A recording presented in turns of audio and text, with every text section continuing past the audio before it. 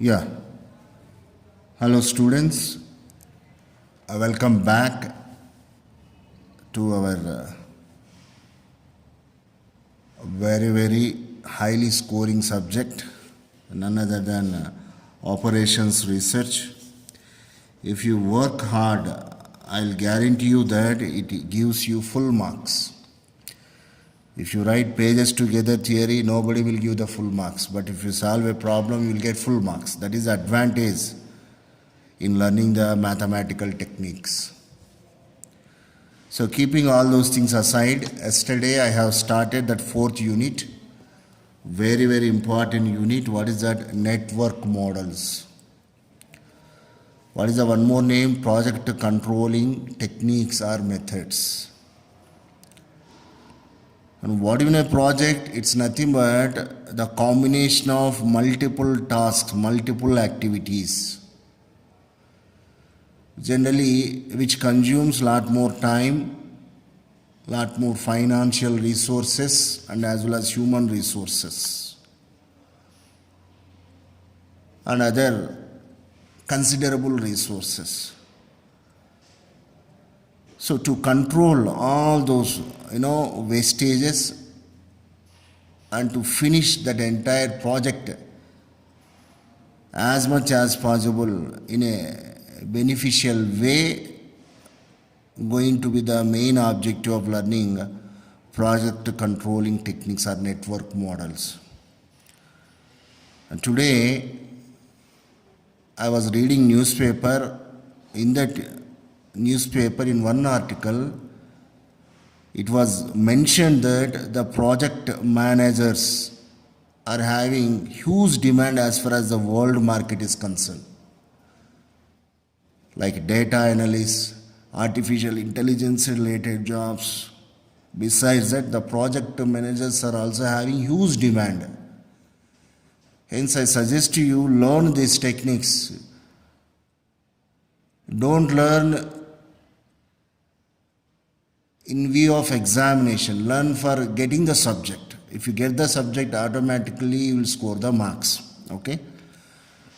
And yesterday I told you two very important project controlling methods. One is called PERT, which is abbreviated form, PERT, stands for Program Evaluation and Review Technique. The next one is CPM, Critical Path Method. So to understand these two techniques, we required a picture, a diagram. What do you call that one? That you are calling as a network diagram. So this is a simple example. Yesterday, I took what is that? Construction of a building. So while constructing a building, we dig the pit, foundation, and fill the foundation with cement and stones. And meanwhile, you can order for the raw material. We can order for the, the windows, doors, like what you call other things also you can have. You can go for conducting parallelly. The thing is, how do you connect all these activities can be done by using this, network models. The basic thing when you are understanding about network models is nothing but to draw a picture like this, graphical picture. So arrow marks are there, circles are there. These arrow marks, yesterday I was explaining you, called as activities, pointed arrows, clearly mention the direction. What is that? From left to right. And also naming of these circles called as the events or else a node. Okay. So what is an event or node? Which consumes no resource, which explains about the starting and ending of the activity. So this is the activity. Okay. This is called the starting and this is called the ending.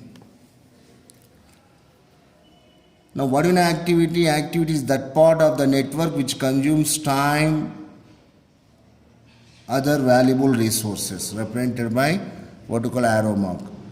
So what are the various types, like predecessor activity is there, successor activity is there, dummy activity is there.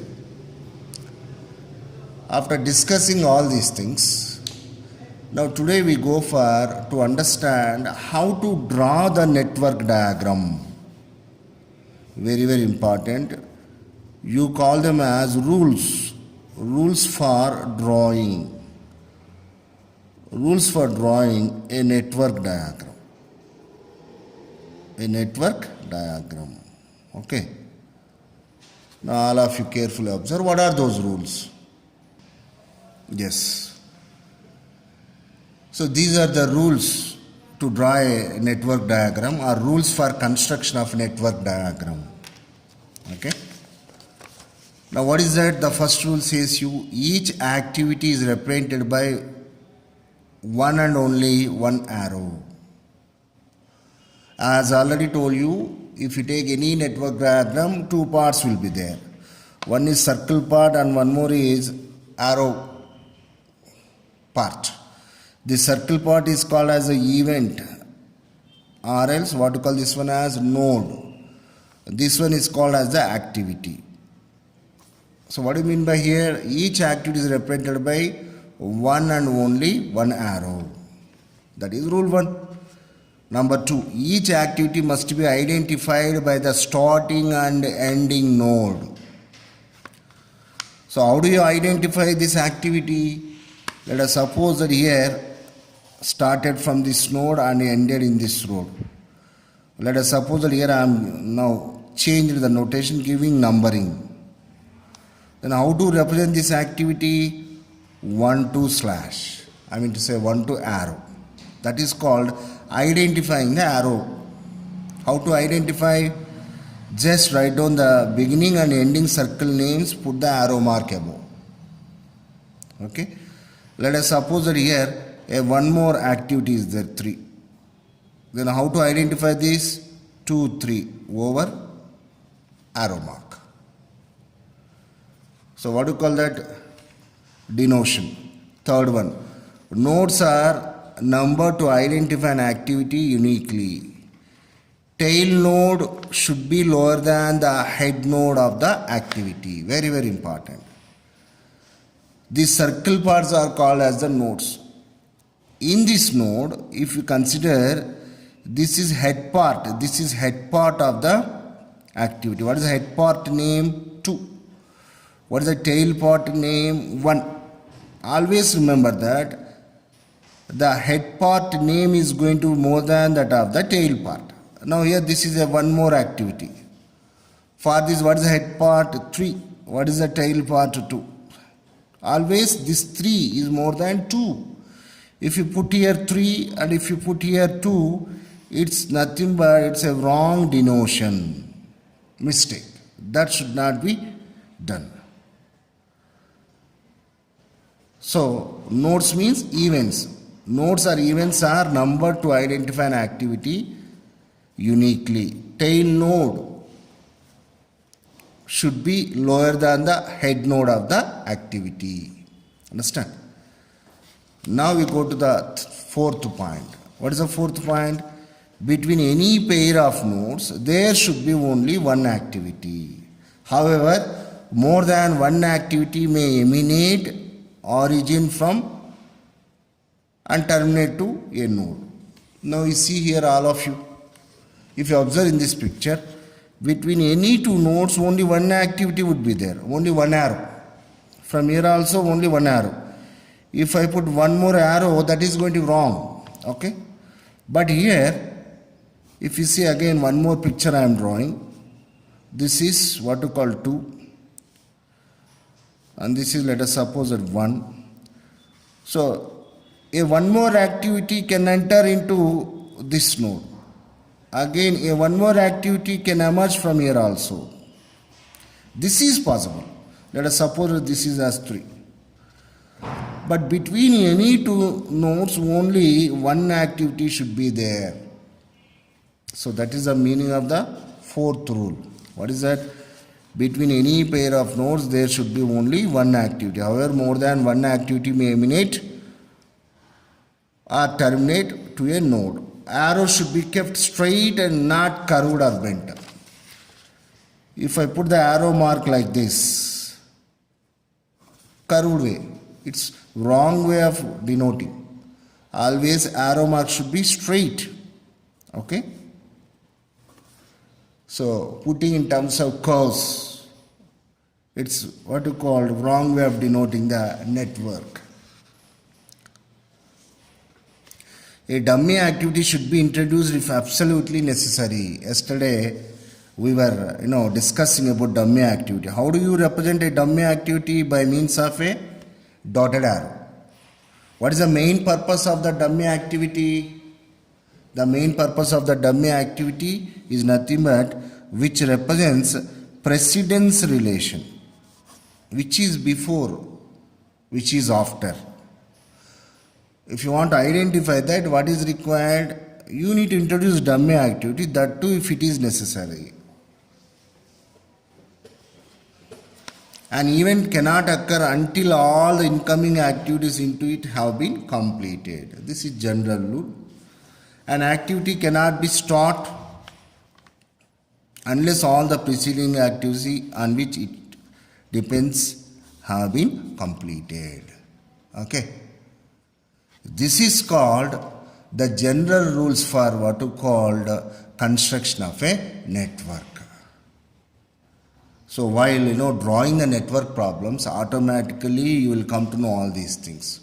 But still, to understand, for learning purpose, I explained what are the rules to draw what to call any network.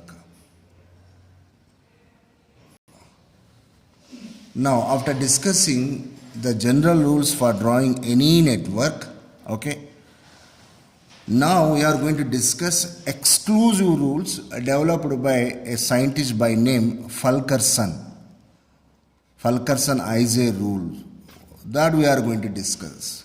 These rules are nothing but already we learned in the what to call previous explanation, but these are the exclusive rules developed by Fulkerson. Same information is there with the technical terms.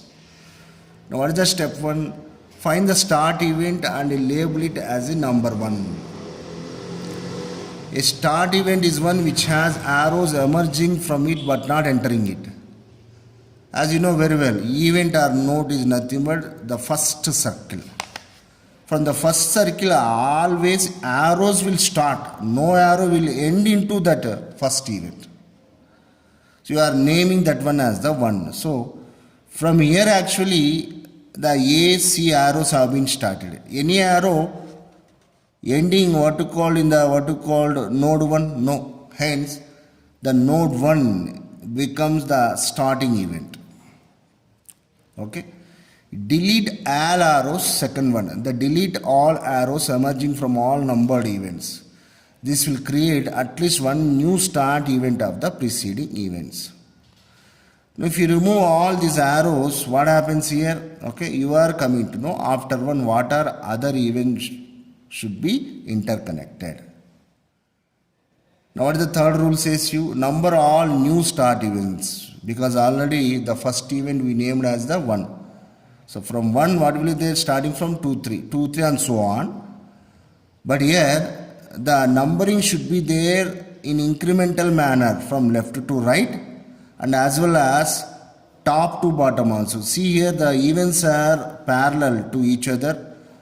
First should be the above given 2, next to 3. Between these two events, the next one is 4. For 4 below is 5. Again, what is that incremental manner like this? So between 8 and 10, the below is 9. So 9 is near to 8. Hence, this event is numbered as 9 next to 10 like this. Same thing here explained. Number all new start events 2, 3 and so on. No definite rule is necessary for numbering from top to bottom when there are more than one new start event. Go on repeating steps number 2, 3 until the end is reached. So these are 4 rules defined by Fulkerson. So what do you call this? Fulkerson-Isay rule. What do you mean IJ? Event name.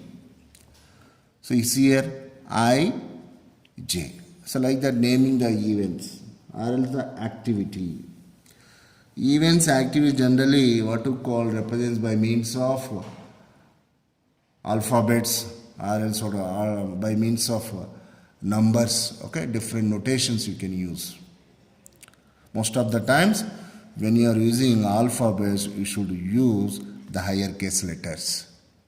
Is that clear? So till now what we discussed? We discussed the general rules for construction of a network and as well as the specific rules given by the scientist D.R.F. Fulkerson. So how many rules are there? 4 rules are there. Now you see here one dummy activity is there. Okay. Now I think by now you got bit familiarity what do you mean by network and what do you mean by an event, what do you mean by an activity, predecessor activity, successor activity, predecessor event, successor event, and as well as the dummy activity. So after coming to know all these things, now we go for a practice problem. Yeah, look at this problem.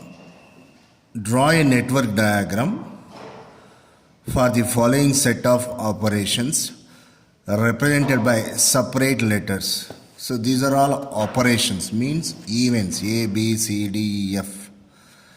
These are all post operations.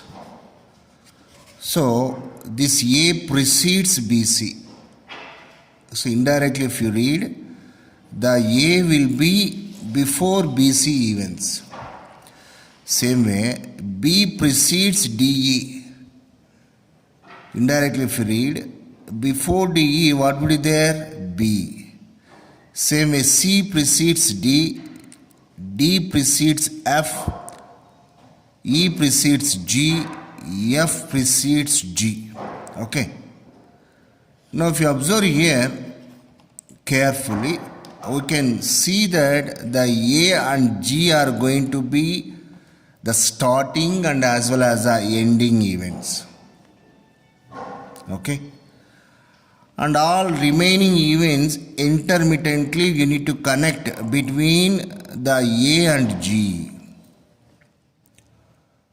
Then how to draw a network diagram? Remember that point 1.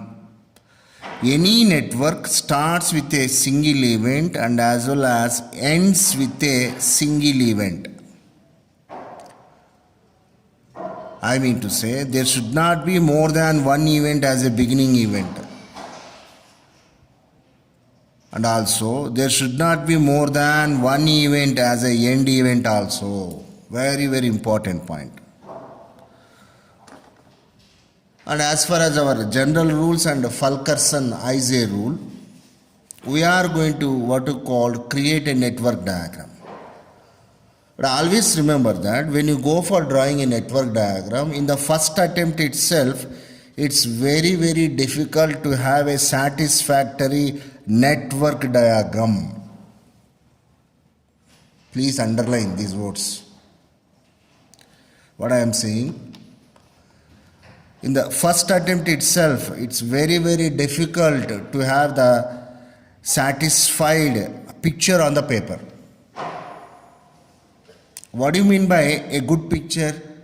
A good network diagram is that network diagram which should be having some kind of what you call appealing when you see that picture. Symmetricity should be there. One side more extension, one more side having only small extension, less extension, top, bottom. These are all called what? Different directions. In every direction, the network diagram should have that symmetricity, almost equal approachment, which is important. And also what I recommend you, when you go for drawing any network diagram, always create a network diagram on rough side first, more preferably with pencil. Because if at all any corrections are there, okay, we need to correct here only. Getting my point? Now here, I am going to draw a rough diagram. So this is a rough space. This is called the main space. Okay. Now here, what is the first event? So I am encircling event A, labeling as A. Now what is that? BC. BC precedes A. That means somewhere here, let us suppose that this is B and this is as what to call the C. Okay. I am connecting these two. So emerging two activities from the single node. Yes, rule is satisfied. Okay. Now D. Now here you see DE precedes B. Now let us suppose that from here one more split. What is that? Let us suppose that this is D, this is E. So how to that? I am connecting like this. Arrow marks. Now this is over. Now this is over. Now come to next. C precedes D. C precedes D. That means the connection is there between these two. Okay. This is also over. Now come to this one. D precedes F. Now let us suppose that here somewhere F is there. Maintain some distance. Okay. So I am connecting this. So before F, what is there? D is there. Yes, satisfied. Now E precedes G. Now let us somewhere, because already F is taken place. So let us suppose somewhere farther distance G. Yes. E precedes G. That's why towards G I am putting an arrow. Again F also precedes what you called G. So I am connecting these two. Arrow mark should be what you call towards this. What is the starting event A? What is the end event G? Is it correct picture? No. That's what I told you. What I told you, most of the time you never get in the first attempt as a correct network diagram. What is the mistake here? Here the intersect of the activities is there. That is a blunder. In any network diagram, intersection of the activity should not take place. That means if here the intersection should not happen means, what is the best idea? The best idea is nothing but you interchange these two. You put E here, you put D here, then connection becomes easy. Okay. Let us draw one more picture. So this is not satisfied. Now go to one more picture here. Okay. Now this is B. Yes, satisfied. Now no intersection. This is C. Yes, no intersection. Okay. Now if you want to, if you don't want to have intersection of these two lines, bring this D to here, E to above. What happens now? All of you see here. This becomes E. Okay. Now this becomes D. Now connection is there. Yes, B to, okay, B to D connection is here. Okay. And as well as B to is also connection is there. And also what is the connection? C to D is also connection. Yes. And finally, what is the connection? Let us suppose this is the F. Okay. Now from F, so what is the connection is required? Yes. So D to F connection is yes, you can connect here. Okay. Now again G, if you put G somewhere, because the order we need to follow. When you are changing the levels, you need to increase the distance. Now what is the connection? Yes, E to G's connection is there, and F to G also connection is there. Yes. Is there any intersection? No. Yes, this is called the correct network diagram. But what is lacking here? Symmetricity. You see here more broader. If you go towards this side, more sharper. It doesn't looking good. When if you want to have that appealing as far as your network diagram is concerned, you need to adjust that space according to the available space. So where you can adjust here, we reduce what you call this space and we bring the G some near to here and put the F4 little bit down. That seems to be more good looking network diagram. Okay.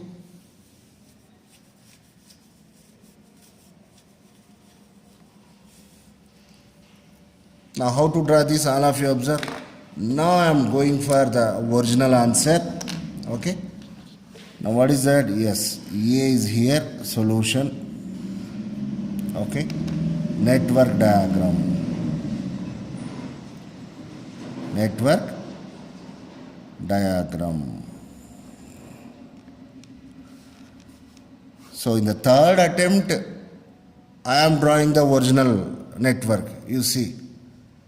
After learning so many times, but as far as your case is concerned, first time you are observing these techniques, then what is required? Practice is required. Now see how I am doing now. Okay.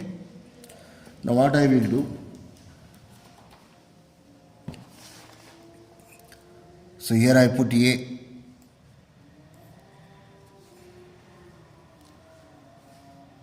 Now a little bit distance, this is B, this is C. Yes. Okay. Somewhere here this is E, this is D.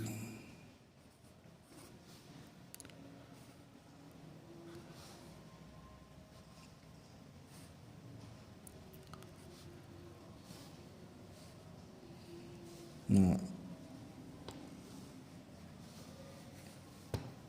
This is BD.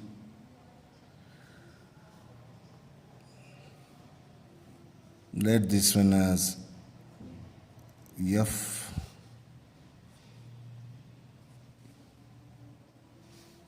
And finally G.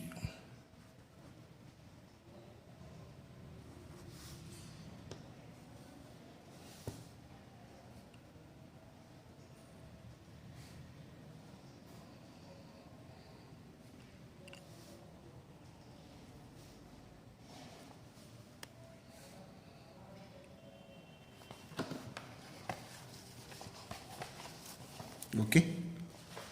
You see here symmetricity. So started with sharper edge, increased the size, maintained some broadness, again became the sharper. This is also a correct picture, but it doesn't looking good, isn't it? This is called what called a attractive network diagram. And you check all the information. See F should be after G. So that is F precedes G. So before G, F is there, satisfied. E also, yes, before G.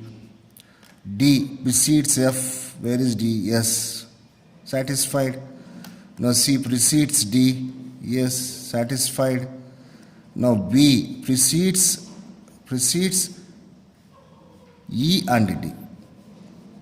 Okay, and finally A precedes BC. So this is called the network diagram. If you want, you can name the activities. Is already the events are named with alphabetical order. So now I am using different notation. Let us suppose that this is activity 1, activity 2, activity 3, 4, okay, 5. This is going to be 6. And this is going to be 7, okay. This is going to be the 8. See, how do you represent AB activity or activity 1? So 3 is nothing but activity B. So this is called the drawing of the network diagram. Is that clear? Now, after experiencing one problem, actually how to draw the network problem or how to draw the network diagram, now we are going to discuss generally what are the mistakes you will commit while you go for drawing what you call network diagram. You call that one as the errors of the network diagram. Errors of the network diagram.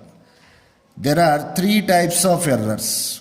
How many types? 3 types of errors generally you commit when you go for what you call drawing any network diagram. The first error is called as the looping error. Looping, or else this is also called as cycling error. Cycling error. The second one is called dangling error.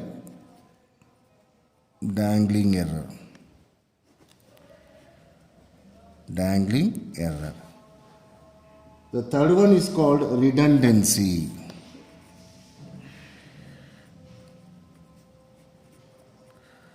Redundancy error. Redundancy error. So how many errors are there? 3 types. What are errors? Generally the mistakes whatever you commit while drawing the network diagrams. 3 types of errors are there. One is called looping error or else cycling error. The second one is a dangling error. The third one is called the redundancy error. Now look at here. This is called the looping error. What do you mean a looping error? You see from here if you start, yes, you can go like this, you can go like this. Again you can come like this also. So what do you mean a looping error? The looping error is that kind of error where you will generally commit in pointing out the arrow marks. Now here, where is the mistake? In the pointing of this direction.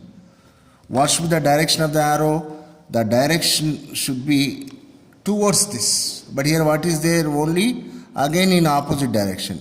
The movement is going to be what you call here only encycling or looping like this. There is no outcome or what called moving out way.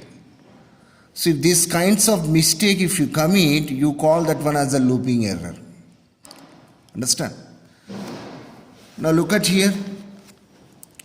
All the arrow marks we pointed from left to right only. Here if you put the arrow mark direction in this way, so instead of this direction, if you put the arrow mark in this way, that commits a mistake. That becomes a looping error. That means this diagram is free from the looping error.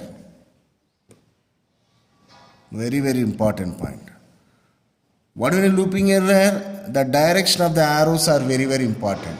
Always the arrow should be from left to right or else top to bottom. Okay? The next one is called the dangling error. What is a dangling error? The dangling error is nothing but, as you know very well, every network diagram starts with single node or single event, ends with single event. In this network diagram, though started with only single event, but how many ends are there? This is one end and this is one end. Either event 7 is the correct end or else event 6 is the correct end. That means this unnecessary thing has been hanging here, dangling here. So how to correct this? Either there should be a connection between the event 7 and as well as the 6. If this kind of mistake arises, you call that one as a dangling error. How to identify dangling error is there or not? Always every network start with single event and should also end with single event. Now see here how many dangling errors, whether 3 is the end of the network, 4 or 5. You are not in a stage to locate. This is the dangling error, a one more model. Understand? Now let us see here in this problem. Is there any dangling error? Clearly you can observe here, started with the single event A and ended with the single event G. No other things have been what you call dangled here. That means this network is the free from the dangling error or dangling mistake. Okay. The last one is the redundancy error. What do you mean redundancy error? Look at here. The redundancy error means unnecessary what you called dummy arrow you have created here. Unnecessarily inserting a dummy activities network is known as a redundancy error. Already you know very well with this original network, with activity, this activity only, the 12 is going to be the end one. But here, what is the need of connecting this 10 and 12? No need. We know very well that 12 precedes by 11, the 11 precedes by event 10. But again here, this information also provides that the 12, preceded by 10. In this way also same meaning it has been conveyed. And in this way also same meaning it has been conveying. Hence, this is going to be a unnecessary indication of the dotted arrow. So what to call this one as a redundancy. Okay. So when you are going to experience a redundancy error, when actually dummy arrows are there. But in this diagram, there is no confusion as far as the information is concerned to create what we call a dummy activity. Hence, there is no point of having the redundancy error. So very important information. So these information is going to be valuable while you go for drawing the network diagrams. You need to follow the general rules and Fulkerson-Isay rule, and as well as you should check after drawing the network whether the diagram is out of from these 3 errors. One is looping error, pointing should be appropriate, dangling error, unnecessarily ending more than one event, and redundancy error, unnecessarily involving more number of dummy activities. Then only the network diagram is considered as the correct one. Okay. And also remember that in the first attempt itself, it is very difficult to draw the network diagram.